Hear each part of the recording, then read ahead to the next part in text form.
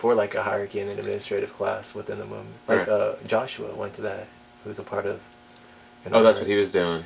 Yeah, okay. see, we don't really talk about it. It's like this actually affects the movement when you start creating, even if they have no agenda themselves and don't push anything on these people, you do start creating a class of people who are being treated to these retreats and these junkets. Right. And like, I mean, just by the nature of you flying them out somewhere, even if you don't, you know, even if they pay their own way, you're creating, like if you look at sociology of groups, elitism and cliques are like so hard, they're like weeds. And I was talking to them like, there's a really good essay, The Tyranny of Structurelessness. Have you heard about that?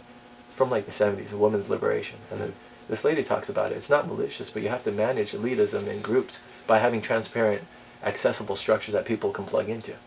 And if you don't, and you claim you're structuralist, what you're going to do is just allow unintended structures to form, which always benefit like people, the powerful, people who are previously entrenched, or people who are just good at managing bureaucracies. Right.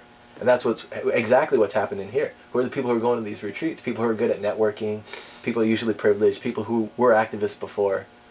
And I mean, we're going to go to a squat later on today, and I mean, I'll give you $100 if like one of those people even heard about this Occupy Manifest, let alone like was invited. Sure. Like, they're crusties. They're not. So I mean, I don't know. What is my idea there? What type of ending note am I asking you for?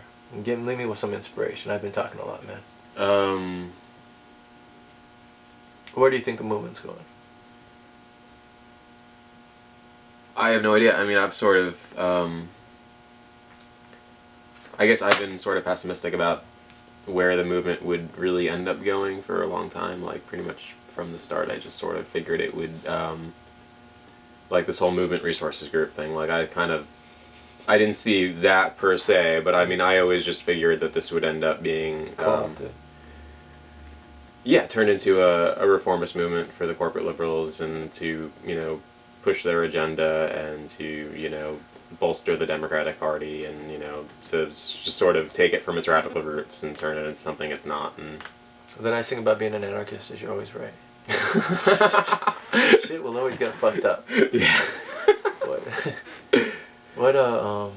So that's not too inspiring, but it's, describe this slow train wreck in graphic detail. I mean, like, what you don't think that we're gonna I don't know. You have to have some sort of hope, or else you wouldn't be involved, right? Your hope is to educate people, so that way.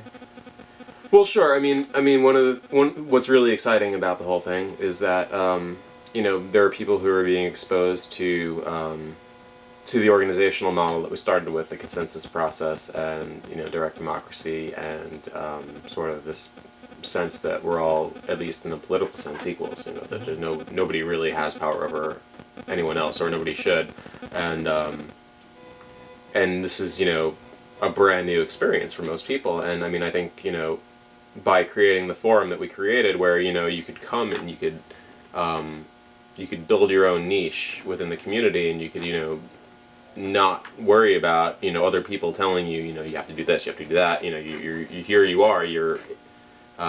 given a space where you can lead yourself, define your own day,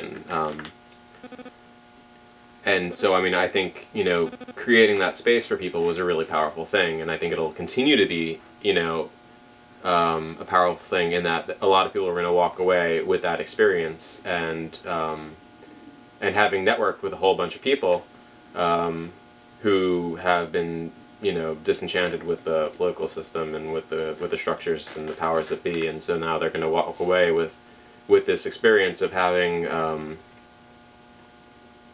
felt autonomy for perhaps the first time in their lives. And, you know, where they run with that is actually pretty exciting. But I mean, as far as what happens with the Occupy, I mean, I guess, you know, I'm thinking more in terms of the Occupy Wall Street brand, and, you know, that movement itself. I mean, that's probably going to wither away in a pretty unexciting direction. Well, yeah, the fact that it's trademarked, and, you know, yeah, it's being branded, it's being and which is sort of funny. It's like, let them grab at, you know, those like straws or that sand, or try to hold back that ocean with their hands, or because they're trying to hold on to this like brand, this populist movement.